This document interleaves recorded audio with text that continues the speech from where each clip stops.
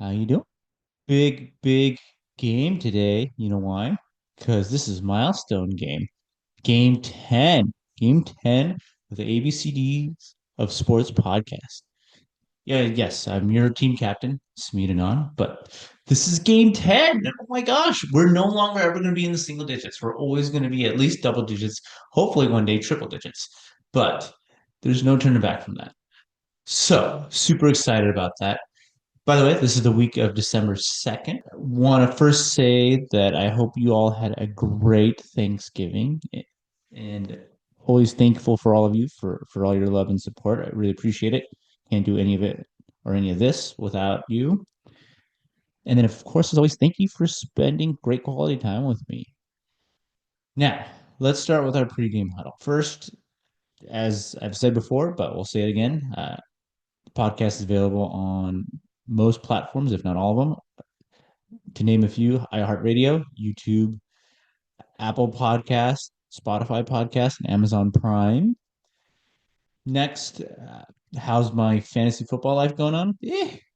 It's nerve wracking. It's driving me crazy. Got two good wins finally this past week. And I wish I had been doing more wins like that over through the season, but you know what? That's how it goes. We're hanging by a thread for one of them, and hopefully we'll make the playoffs. The one that I'm with, good old buddy Arjun Patel from Game Three and Shiva Ramamurthy from Game Six. Looking good. Not totally qualified yet, so still need the big win this week as well. But looking good there for the playoffs. So we'll see how that goes.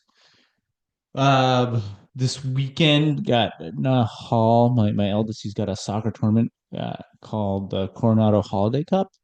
So I'm excited for that. I always love that. The one because I get to see my kid play, so it's always awesome to see him play and enjoy. And two, getting to hang out with a lot of cool families, and they're all like family now. Like we're like one big family. So I love hanging out with them and just chilling out and just enjoying and watching all our kids together and do their thing. So it's a lot of fun. All right. Well, how about we do our game plan?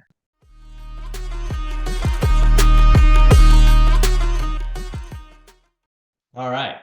Time for the game plan. As we always do, we start off with our magic number.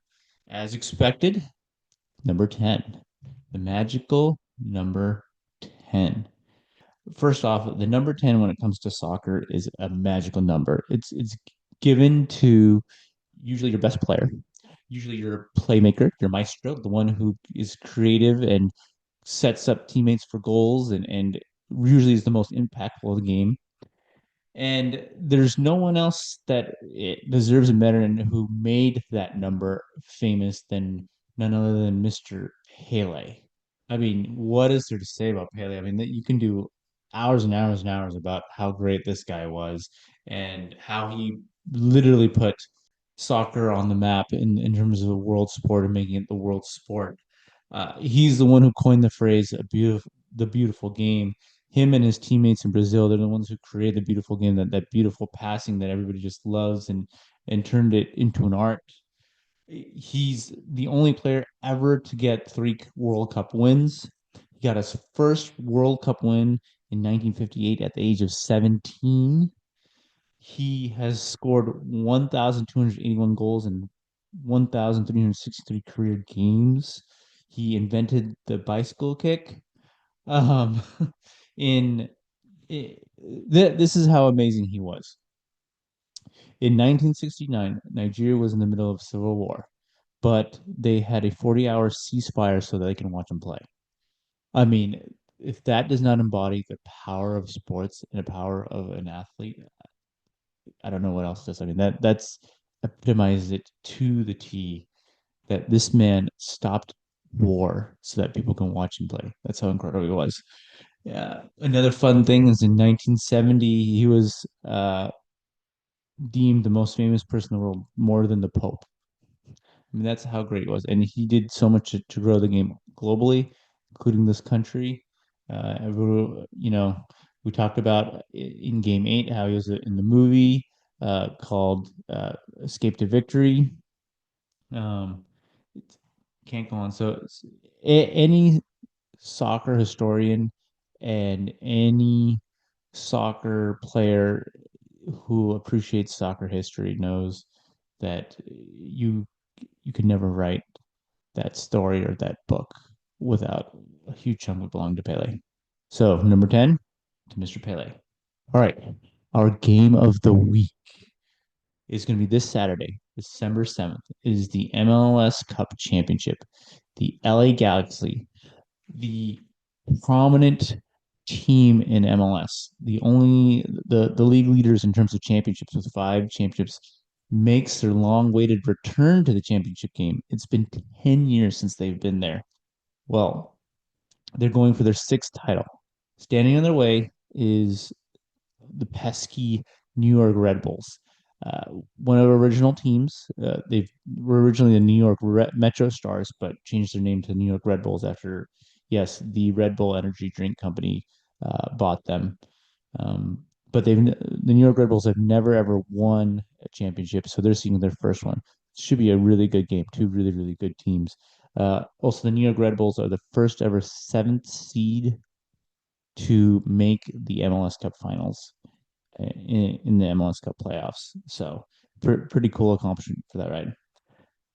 For the player of the week, we're going to go to that game, to the MLS Championship. I was going to say Ricky Pooch, the number 10 of LA Galaxy, but he actually tore his ACL in the last game in the semifinals. He played 30 minutes on a torn ACL, and he actually provided the game-winning assist in like the 95th minute to on a torn ACL. So that's super incredible and how amazing that guy is for that team. But unfortunately, he's not going to be there, so he's not the player to watch. So I'm going to go a little different. We're going to go with New York Red Bulls midfielder Daniel Edelman.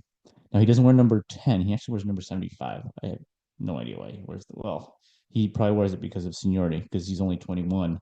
But such a wacky number. But we can go that another day. Um, but he is incredible up and coming player. He has played on the under 20 U.S. men's World Cup team that had led them to a quarterfinal. He's so incredible. He's so intelligent. Not only is he captain the under 20 U.S. men's national team, he's also been a part-time captain for the New York Red Bulls, and they have a lot of star power there. So he's captained the team on several occasions. He's not the captain, but captained them several occasions on this season. So he's somebody cool to watch, and I always appreciate intelligent players, players that play the game smart and kind of play chess with their opponents and outsmart them and outthink them to win. It's kind of cool to watch to see that. All right, guys, that's how that is. Let's meet our new teammate.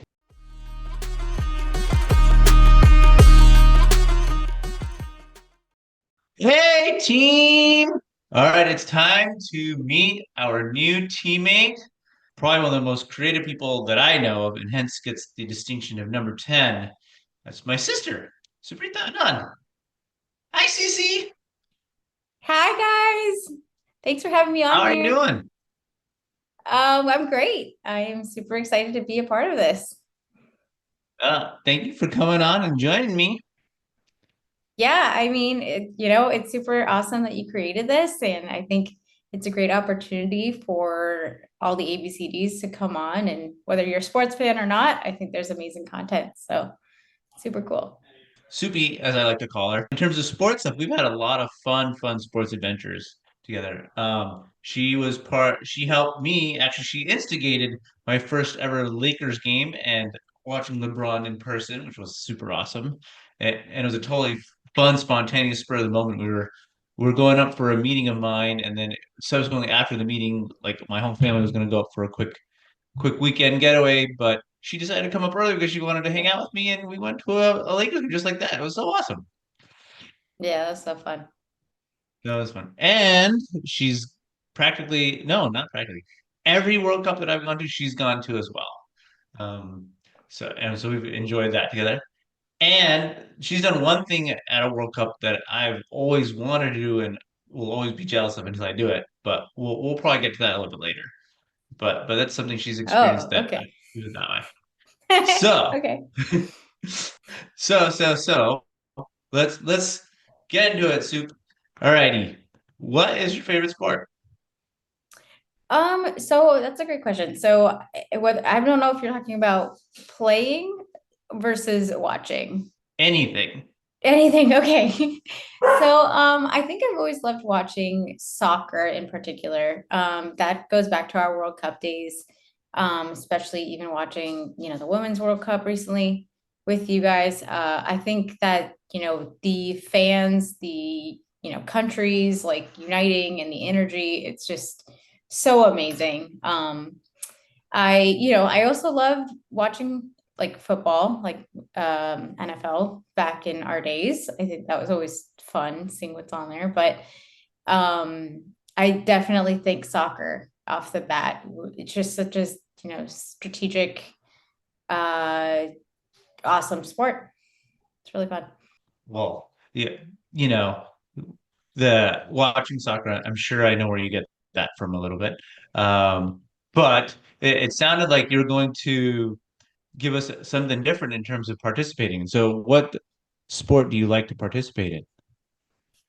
So I do love participating in running. I have been running for the past couple of years. It was really cool to see the growth there and the mileages increase. But recently, I think swimming's kind of taken the number one. I wasn't much of a swimmer about a year ago. I had to start taking lessons at the Y and after that, I just have seen a lot of growth there. And I think that's been super exciting and really rhythmic. So swimming's kind of in terms of participating, that's been taking the sport for me right now. Those are two awesome, cool sports. Now, when you say running and swimming, it's not just going out and doing it just generally. You do something special with that stuff, right? Yeah, so I would say that about a year ago, once I started diving into swimming, the main reason was because I started deciding to jump into triathlons. Wow. So how many marathons or half marathons, triathlons have you done total? Okay, so it's kind of funny because recently we moved and I did this cool metal wall. So every morning I look at this metal wall and it's all my medals and my bib numbers like all fixated. And I started counting. So, unfortunately I don't have two, I think, of the medals. Like we did a turkey trot like years ago together, you, me, and the family. And then I also have another one that I did a 5K for like Cry San Diego. That was a nonprofit. But without those, I actually, I think I have 8 or 9 medals currently hanging. Um, so those are of my 5Ks, my 10K, my half marathons. I did 3 of those. A marathon. I did a sprint triathlon, so the shortest version. Then I did an international triathlon, so that's the second tier up. And this upcoming Sunday, I am doing my half Ironman. So that's the third hardest triathlon there is. So this Sunday, as we're speaking, right? This is the week of December 2nd, meaning December 7th, you're going to be doing a half triathlon?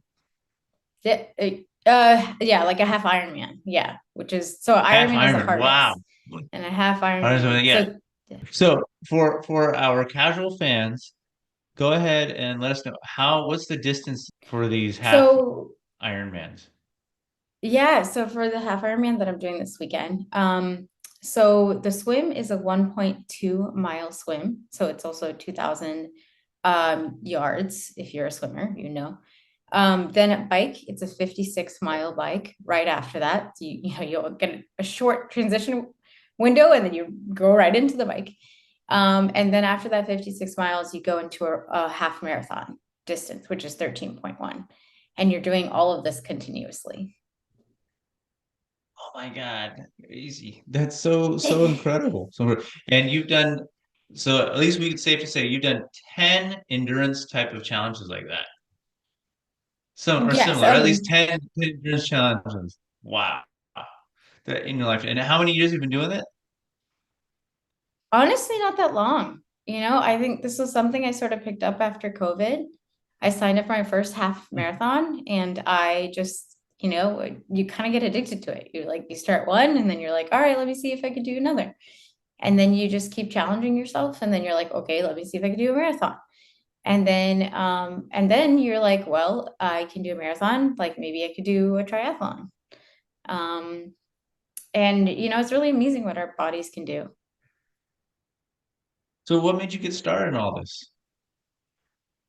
Uh, I think that I was at a point right after COVID, looking for something to challenge myself. I was definitely someone who could only run 2 miles, like at max. And then after that, I decided to, I was really inspired with people I was meeting, and they were half marathoners. And I was like, okay, let me just sign up for this and see if this is something I could do. Um, and then I just started really enjoying, I started understanding what a runner's high was, like the first mile, definitely the worst mile. But then once you get into 3, 4 miles of running, you really start feeling like that steady pattern and pace. And then you just see yourself push a little bit more and a little bit more. And there's really cool apps too. Like I think there's like Couch to 5K is one, but they also make one for half marathons, which is like 13.1. And then they have one also for the marathon as well.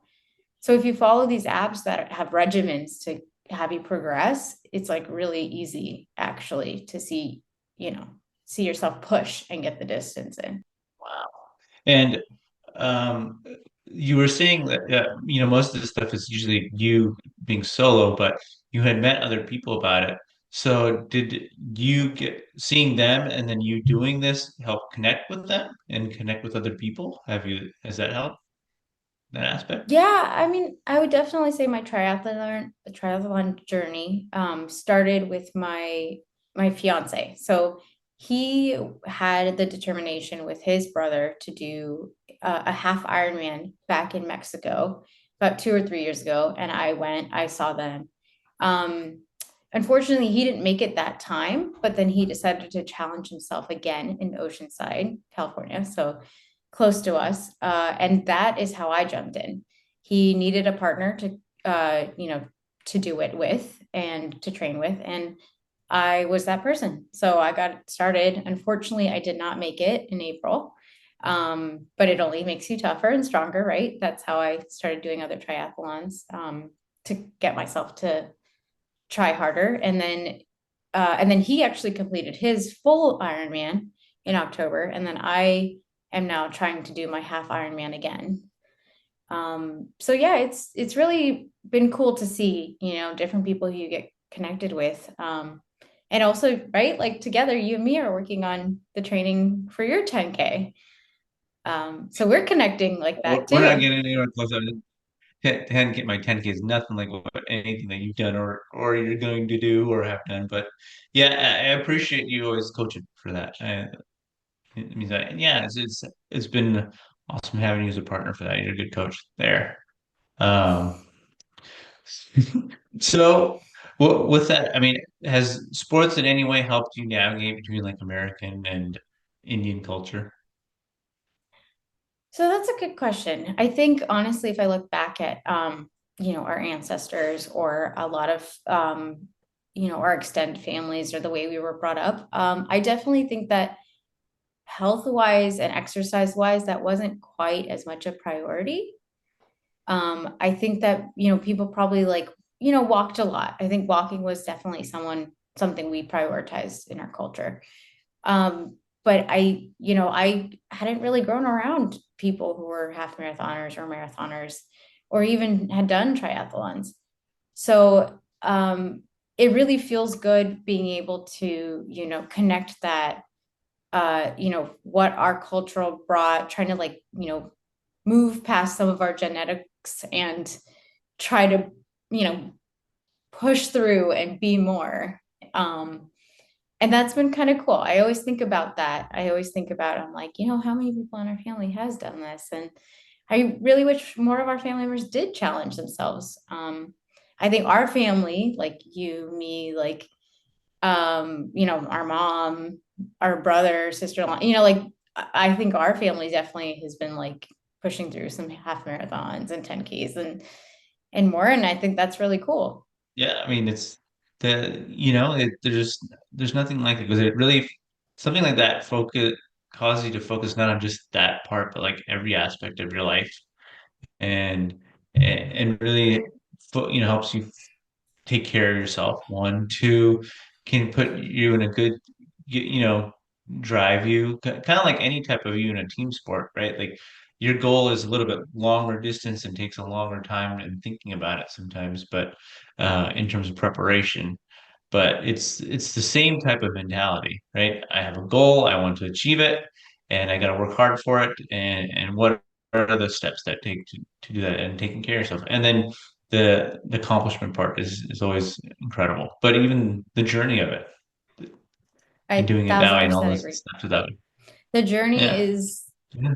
I'm so glad you said that. It's not about just crossing the finish line. I think like I really go back to like seeing what your body can do and like and the journey of like being that person who's just you disciplined and like you sleep better, right? Like you feel more focused in a lot of your different aspects, not just in training, because you are dedicating yourself to something that moves you but is also contagious and moves others. And I think that um that part's been so much fun. I mean, that's why it's so addicting, right? It's like just like year after year, it's like, how can I push myself?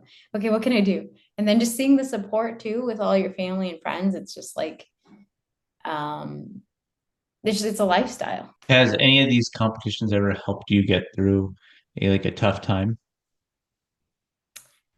um I think that's a great question. I really just, I think there were a lot of tough times during COVID that I personally was experiencing. And I think I kind of recreated a new brand, quote unquote, for myself. And with that personal growth, a part of that was this adapting to this lifestyle. So I think, coming out of this, it's just something that I know I can focus on, even when it's hard. Mhm. Um, Yeah. because even when life is so stressful and so crazy and so chaotic, I just know that if I go for a small run or if I go for like a swim, my head would come out so much clearer. I think that's well said. That's so true.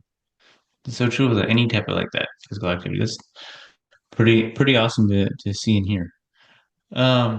So total segue. Do you have a favorite jersey number? Well, this is also correlated with you. 21 for LaDainian Tomlinson. Ooh, fun. I remember that. I mean, you wore that jersey a lot. That was for sure. Believe it or not, that way. We're in that one. Definitely every time we watched a game or watched or went to a game, you wore the Tomlinson jersey. It was so cool. That's a great I love one. that jersey. That was That was a good one. a fun one. Yeah. Do you have a favorite watch sports moment? So I was thinking about this. I don't know if I have like a particular moment. I think it still goes back to the like just overall feeling. I mean, I think I'd say one of my most recent ones, like we were in Australia and we were rooting for Australia to go to the finals. Unfortunately, they didn't for the Women's World Cup, but just being in like all around like fans, I think they were in the semifinals. I can't remember. You'll probably remember who they were going against. I think it came down to the PKs too, maybe. Wait.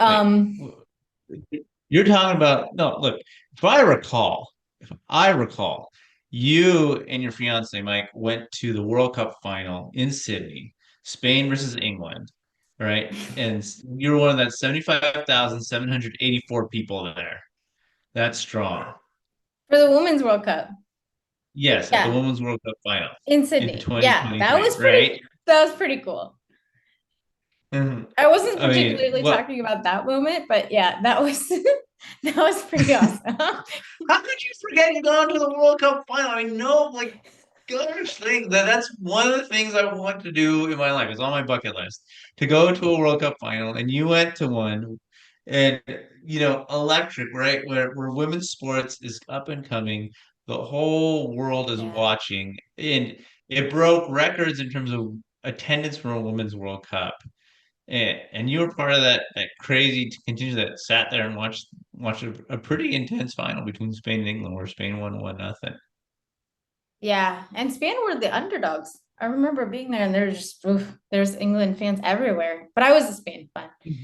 Um, and yeah, even the way we got those tickets was cool on its own because like we just randomly started talking to people like flying from the US over to Australia, and they just happened to sit next to us and say that they had extra tickets, and we exchanged numbers. Like, and who knew, like who knew that that would take us to the actual finals, and honestly at a reasonable cost too. Like, so that whole experience, all like, it was so lucky. And yeah, you're right. I that probably tops it. I don't think we have anything better. I mean, like, it's still cool when like we as a family collectively went to World Cup games and stuff, but being there, for the final, that was pretty cool. So do you have a favorite like moment playing sports that you have, or a favorite moment in one of your competitions that you have? I would say I have two, if that's okay. I'll share both. One, when I was younger in high school, I remember I was playing lacrosse. I was on the varsity lacrosse team, and we were pretty down, pretty big. Um, we weren't the best, I would say, but I remember like, our coach coming together, us all huddling, and then us having like the best pep talk. And then you could just tell we were all like stronger, faster, and we came back and we kicked butt, and it was like amazing. Um, and and he always talked about like mental toughness.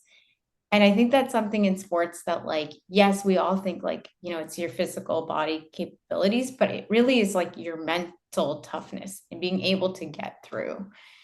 Um, and that kind of goes into my second one. And my second one was like completing the international triathlon. So the second triathlon I did back in August, because at the end of it, at the finish line, my fiance was there, and he proposed, and you all were there. And that was such a surprise.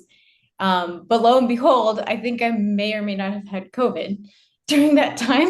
So, so that in itself was totally cool to see, like, what your body can do and push itself through. And like, I still think that I don't know how I completed it or did it. And then also cool to share such a big, amazing, powerful moment for myself with you guys, and it being such a powerful moment for me and my fiance as well. So both really cool moments.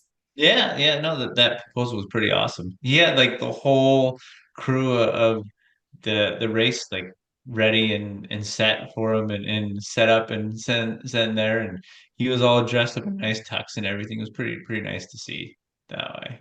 It was kind of Yeah, fun, and it was fun it to was see so much of the staff so involved with it. Like, like literally, like the whole row of like that last little leg, probably like 0.1 mile or so, was just like full of people just waiting for you to come in and get in there and be that. It's kind of fun how that worked that way. Yeah, and I just remember these like cute little volunteer kids, like, were just like so excited all of a sudden. And I started hearing all these people cheering, but I thought they were talking like about podium race winners. And then, I Yeah. turn the corner and then I see him with the tux, like, and I'm just like, is this real? Like, I just even stopped for a second. I'm like, oh my gosh, what's happening? Um, so And I still yeah. remember that one lady. I still don't even remember her name, but she was in all our family photos. Wait, what? Yeah, who was she? She just kept coming in and taking photos. I'm like, wait a minute, who are you? How do we this I process? I keep, I'm just one of the volunteers. Like, oh, this is so sweet and incredible. And like, yeah, I'm gonna be there. Like, we got a new family member or something. That's hilarious. know that's actually kind of funny. I don't know. Yeah. Happiness is contagious, I Oh, guess. yeah, it was. It definitely was. And she stayed with us a good 20, 30 minutes taking photos. She That did. was I know. pretty. That was really funny. All right. If you could trade roles with any athlete, which athlete would it be? Oh, that's a hard one. I want someone like like Michael Jordan. Like, I don't know. I think that dude, he's multi-sport um accomplishments, right? All around. I mean, he's in movies too, at least one. I was like, a Space Jam. Yeah. I don't know. He's a pretty like polished athlete, and like he doesn't even have bad media that I know of. So, in terms of a awesome celebrity and athletic individual, I mean, he's a pretty good one if I could think off the top of my head. He's a great one, and he's one of the standards is a good way, and he's taken things to a new level, right? I mean, taking it from being like the best athlete in the world, being one of the most popular people in the world, to being an owner, right, I didn't know of an that. That's NBA cool. team. Yeah, yeah. He's first, and you could say the first black owner of any sports team that I can recall. Uh, being a part Huh. owner and being influential that way. That team never did well, but he's got that part, and he's so influential. So it's a good choice. Um, if you were commissioner for a day and could change one thing about any league sport, what would it be? Ooh, okay. I think this is the feminist in me. I think I would change the cheerleader football situation. Um, I think How that come? so it should be, look, it should be fair. If there are going to be cheerleaders at a football game, there should be men cheerleaders at a women's World Cup game. Like it should be fair. I think that women get looked at in such a, it's just very, it's such a raunchy way to put women. And I think a lot of them, I respect their professions as the women individually. I think it takes a lot to get to that ranking. But I don't really know if we need to be objectified like we have been because of the standards of how the NFL has put it. So that comes off the top of my head. Fair, fair. Although, come on, nothing says fandom or cheerleading better than that fat beer belly guy at a soccer game with his shirt off. Hey, yeah, well, he gets to freedom. I don't know, freedom to express himself. I was like, Yeah, pretty much. Everybody's taking a look at that. I'm sure all the female athletes were really, really excited to have him cheer for them. yes, that's exactly what we want. That's What sporting event are you looking forward to? the next one. Oh, I mean, I'm really looking forward towards the men's World Cup is coming 2026. So that's gonna be really fun. I know that's up in the North America, so locally. I don't know. I mean, you know better. It's probably definitely gonna be centered in LA, probably Vancouver a bit, right? Um, but I Yeah. think that's really Yeah, cool. I don't want So to give all those secrets yet, not to our fandom yet, because I got to figure out my strategy on how to get everything. But yes, Los Angeles is one of the big cities, Vancouver, Toronto, Mexico City, Seattle, San Francisco. Um, Off the top of my head, I know Kansas City is one, which is odd, but actually Kansas City is a great soccer town. It's probably that and St. Louis are probably the heart of American soccer when it comes to fandom. I mean, that it's all over the place. Can't go wrong there. wow. Miami has one. New York, obviously. Guadalajara in Mexico. Monterrey in So Mexico. I'm trying to think what else really quickly off my head. I think Boston might or Phil. No, it's Philadelphia. Sorry, it's Philadelphia. did you say That way. Mexico City? So I know they put like in terms of um Canada has two time zones, one on the west, one on the east. In the USA, I know they put like three, four cities for each time zone: Pacific, Central, New York, and Eastern. And then in Mexico, I think they did something similar in terms of that, like one city each in terms of the three different spots of the country. So it spreads all over. It's gonna be epic. I mean, ABCDers, we've said this 100 times, and you heard us practically every episode. The 2026 World Cup, it's gonna take over this country. So just be ready for it and embrace it. It's gonna be a huge, huge fun thing. Okay, so we're gonna go now into a part that I like to call crunch time. Okay. It's a series of rapid fire questions that I want you to say the first thing that comes off your head. Okay. Okay, All right. So, are you a goo, bar, or gel person when it comes to your competitions? go. You drink coffee or chai? Not really either. Do you have any pre-competition rituals you like to do? I like to listen to motivational things. I like to get all my gear in order. I like to especially listen to Champion. It's an awesome song if you guys don't know. I'm pretty Champion? sure it's yeah, it's What's Carrie champion? Underwood. Uh, Oh, the champion song by Carrie Underwood. yeah, I like to listen to that song. Yeah. Uh, good choice. All right. Um, You don't like to pick your nose or anything? I don't pick my nose. I make sure I have a good breakfast. I just check everything. I make sure my head's in the right space. Put away my phone. Like you just don't need anything extra. You just put your head in the game. Cool. Have you ever run in a costume? I don't think I've run in a costume.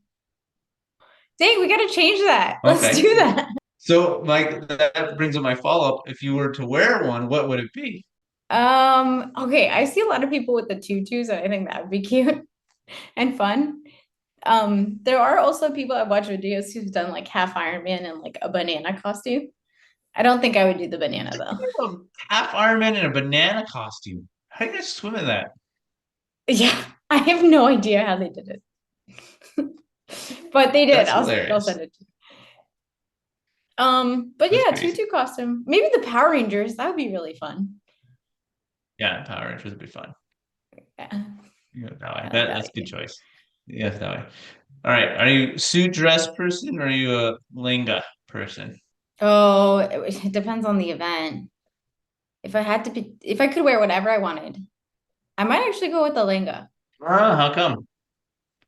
I could never like I think growing up we wore so many lengas that like even today I have really a lot of trouble on wearing a dress at a wedding because we've done so many desi weddings that I'm like, all right, I Oh got yeah. that. I know how to put the chutney on, like everything. But a dress, I'm like, oh, like this doesn't feel right, and this looks too much, and this is too much sleep. Like there's too much. Yeah. I don't No, know. you got to give mom definitely that credit where I think we had more Indian outfits than American stuff for sure, at least in terms of variety. Yeah. No, Totally. I mean every Indian function we had a new outfit. That's for sure. Yeah, we're super lucky. I mean, even today, I think I have an Yeah. excess amount.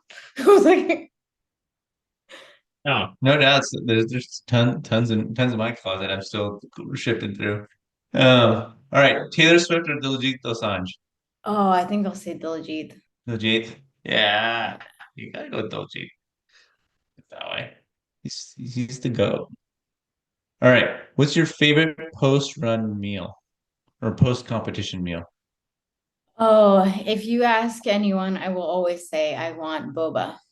I know that's not really a meal. I say Boba, boba and waffles and waffles. But then by the time the waffles get to boba. me, they're kind of soggy, so I don't eat them. Mm. But Yeah, boba, like, you've always been a boba person. and the truth is like after running so much and burning so many calories, like getting that sugar intake is amazing. Like it's so refreshing. But you've been a boba fan since you were like a little kid. I remember we'd just do that for fun. I But love that way. boba. Yeah, yeah. And you would All always get the right. Ice Oreo cream or one. Yeah. Yeah. yeah. It's the only one that's good.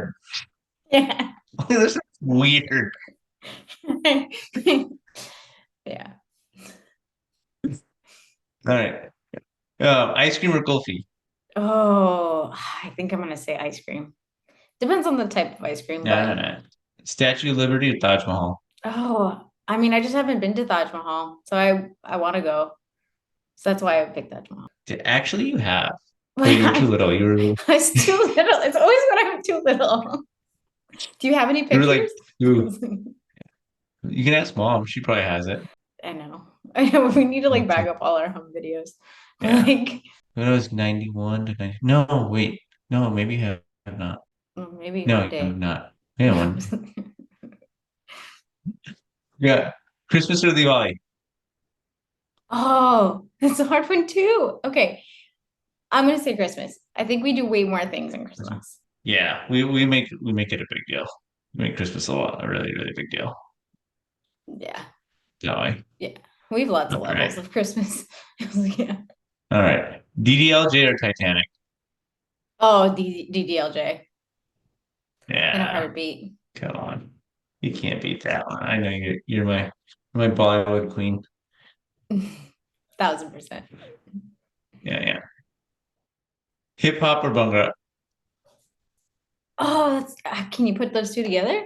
You No. I can. was like, I was like, well, because I feel like you could do some cool, like, you know, some cool hip hop moves to Bhangra music and then cool Bhangra moves to hip hop music.